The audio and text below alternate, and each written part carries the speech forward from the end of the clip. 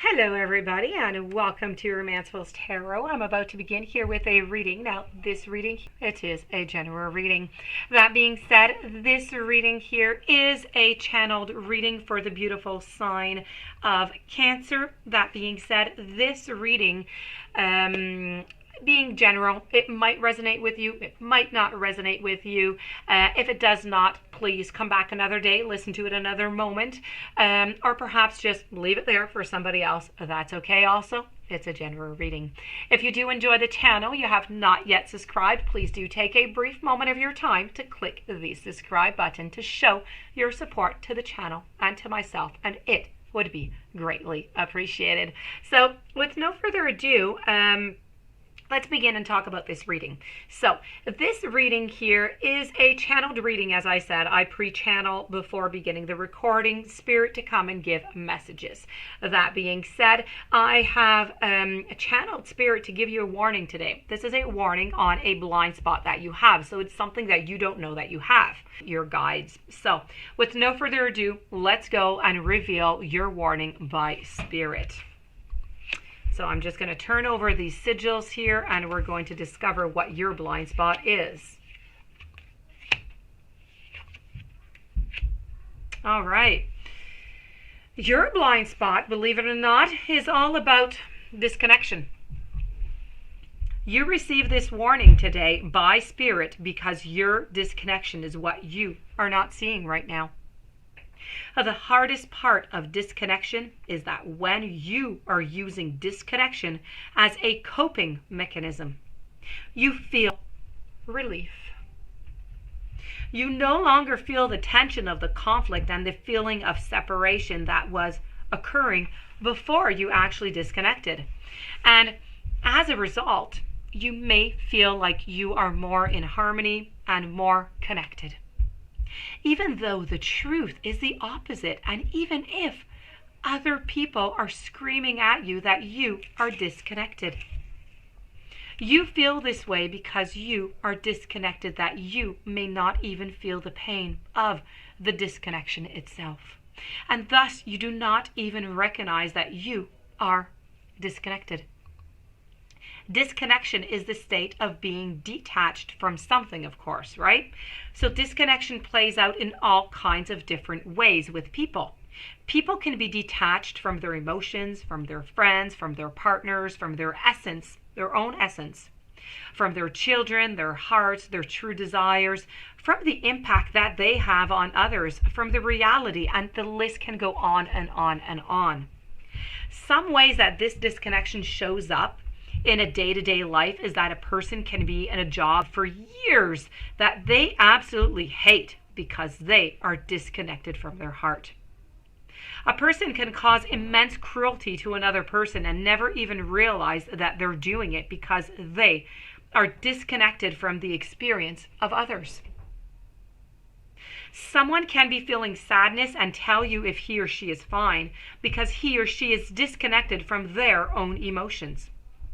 A person can say things that hurt someone because they are disconnected from that person's inner world, and therefore they don't know them enough to know what would hurt or what would not hurt them to hear. Anyone can have a one-night stand and not think about the person that they slept with the next day because he or she is disconnected to the degree that he or she can mutually just have no emotional connection.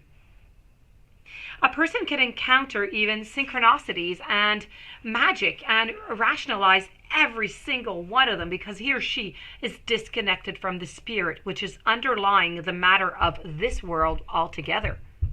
So someone can be so focused on projects that they are doing with the kids that they fail to connect with the kids while they're actually doing it. And the kids, they feel neglected as if the project is more important because they are disconnected from their children's words, from their children's feelings and their thoughts and desires and needs. A person can do things in a certain way and have no awareness about why they are doing it because they are disconnected from their own childhood.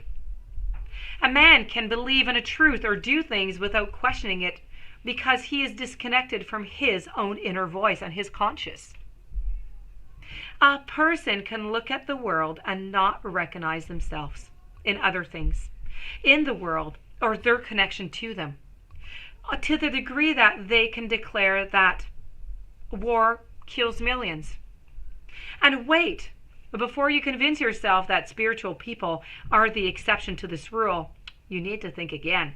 Spirituality has become one more tool that people use to enhance their disconnection, but to justify it. For example, the spiritual teaching, pain is an illusion, is a way to disconnect from the reality of other people's pain. The belief that the higher self has no external needs and the identification with that self over all others is one way of disconnecting from the needs that aren't being met by others and the pain that that causes. So positive focus can be a way to disconnect from half of the reality of life and of all of one's negative emotions. Open relationships and polyamory can be a way of disconnecting also from one's fear of abandonment, a fear of attachment. So really, disidentification can be a way to disconnect with life. Spiritual medicines can be a way of disconnecting with reality and with one's physical embodiment. And the list can also go on and on and on, but I know you get what I'm saying here. So you receive this message here by Spirit today because you are being asked to see what your disconnection is. You are being called to transition out of this state and into your connection. Re-establish your connection with whatever you have disconnected from. You need to figure out what it is that you have disconnected from. And finally, we're going to move on now to your guides. And this is about understanding your body. To have this valuable experience in this physical dimension, your soul needs a body. The decision as to which vehicle will best fulfill your soul's blueprint is of the utmost importance right now. A lot of humans ask, what is my purpose? And the biggest clue is looking back at you into the mirror. Understand this, your higher self and your guides help select a body that is solely created by nature.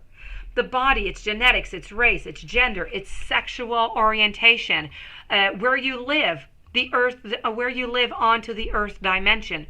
The spirit realms do not control these things, but these factors are known to your higher self and to your guides for you to incarnate. So I'm going to use an analogy here. If you want a car that's brand new, it's blue, it's convertible with, let's say, a V8 engine, you don't get inside of a used green minivan and will it to change, right? It's not going to happen. So what you do is this. You go searching for the car that will fulfill your needs. That's why it's important to know and understand your body. It provides insight as to what lessons you are here to learn. And when this card appears in your message here, you need to ponder this. What was this body chosen for? What was your body chosen for? This is what you need to figure out. So that being said, this does conclude this reading. I do hope that you enjoyed it. I hope that you connected. I hope that you're going to apply this to your warning, into your path, into your journey. I do wish you a fantastic day. If you do have any questions, you would like to inquire about a reading, romancefultarot@gmail.com. Please don't forget to subscribe to the channel. Stay tuned for following readings.